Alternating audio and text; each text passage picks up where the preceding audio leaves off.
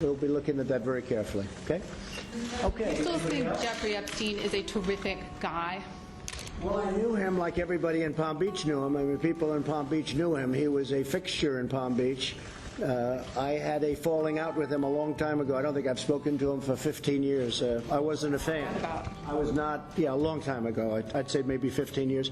I was not a fan of his. That I can tell you. I was not a fan of his. So I feel very badly, actually, for Secretary Acosta, because I've known him as being somebody that works so hard and has done such a good job. I feel very badly about that whole situation. But we're going to be looking at that and looking at it very closely. We're also going to be signing a big contract in a little while, so we're going to see you in a little while in a different room in a different part of the White House where we're going to be signing up a big deal with Boeing.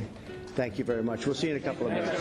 There are certain names that, the moment they're spoken, make the air in the room grow heavy.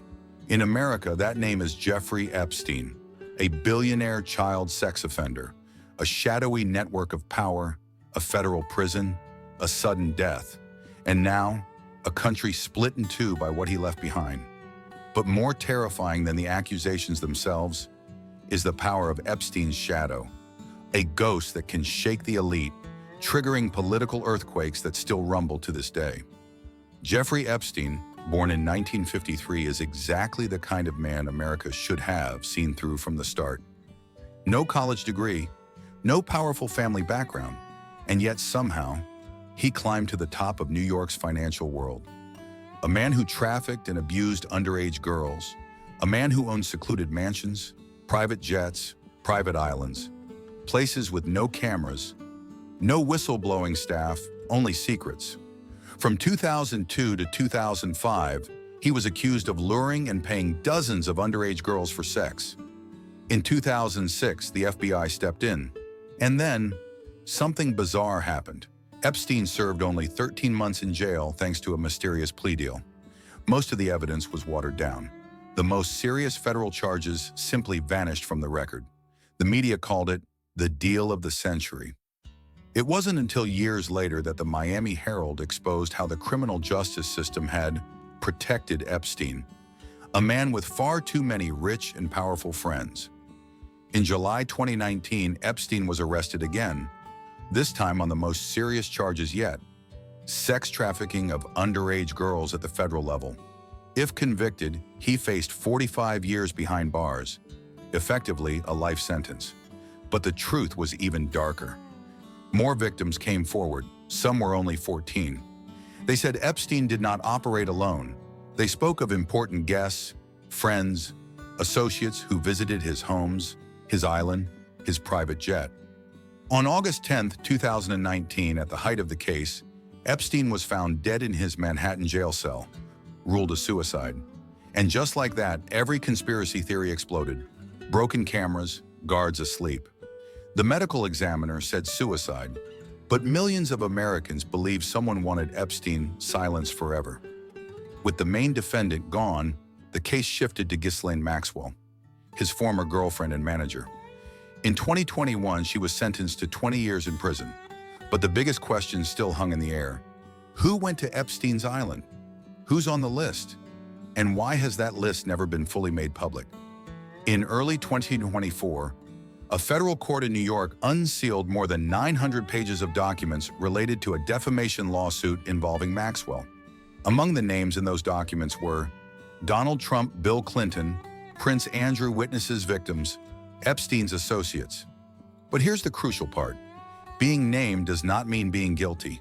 The list includes anyone connected to the lawsuit, even victims. But the American public didn't care about that nuance. The name Epstein had a different kind of power. It unlocked the imagination of an entire nation.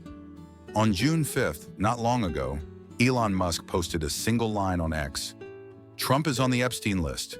That's why they won't release it. Just one sentence. But the United States erupted. Democrats seized on the tweet to attack Trump. The MAGA base pushed back, accusing Musk of betrayal. Right-wing voices fumed about broken promises. Everything revolved around a man who's been dead since 2019, Jeffrey Epstein. Trump and Epstein knew each other for years. They appeared together at high society parties in New York and Florida. In 2002, Trump even said, "He likes beautiful women as much as I do, and many of them are on the younger side." That quote, though decades old, is now replayed over and over as proof of a suspicious connection. But by 2004, their relationship had soured after they competed to buy a mansion in Florida. When Epstein was arrested in 2019, Trump claimed he hadn't spoken to him in 15 years and that he wasn't a fan.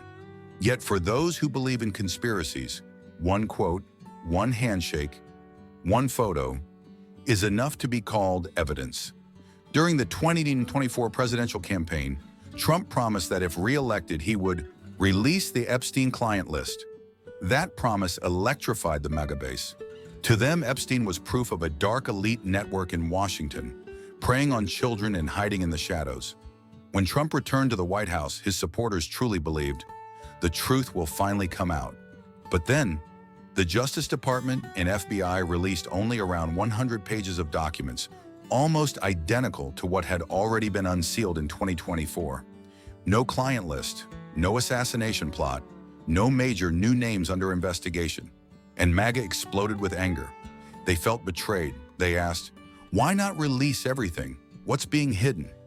Some even argued that Trump's own administration was covering something up. The pressure grew so intense that the administration partially backed down, asking a federal judge to release additional witness testimony given to the grand jury.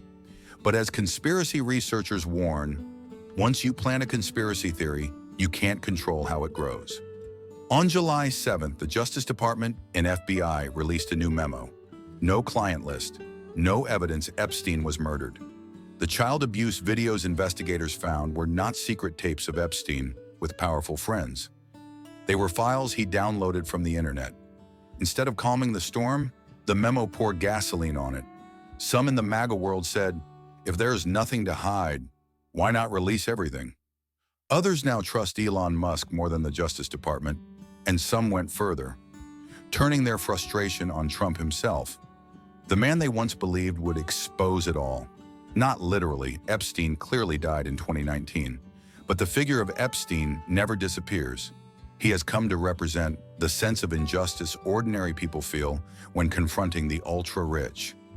Deep distrust of the justice system, the growing political polarization of the country, a craving to know the truth, even when that truth may not exist. A researcher at the University of Texas put it this way: for those who believe in conspiracy theories, the clearer the evidence, the more they believe the evidence has been manipulated. Epstein has become the perfect symbol for a nation that no longer trusts anything at face value. In the information age, a dead man's name is still enough to trigger a political crisis. Epstein is not just a criminal, he's a time bomb planted under America's political system. Every time a controversial figure is mentioned, Trump, Clinton, Musk, the FBI, Epstein's name resurfaces as a weapon. But the scariest thing here isn't the client list. The truly terrifying part is no one trusts anyone anymore. No one trusts the courts. No one trusts the FBI. No one trusts the Justice Department. No one trusts the media. No one trusts the opposition. And sometimes that people don't even trust the very leaders they once worshipped. In a country where trust has been eroded, a single tweet is enough to ignite a firestorm. Jeffrey Epstein died in a Manhattan jail cell in 2019. But what he left behind, the ambiguity, the suspicion, the feeling that something is being covered up, is still very much alive in America in 2025. Maybe one day the government will release every last document. Maybe one day the full truth will be known. But political analysts are already warning, even if the truth comes out, many Americans still won't believe it. Because to them, Epstein is no longer just a man. He's a symbol of fear, of anger, and of a nation asking itself, if we no longer believe in the truth, what do we actually believe in?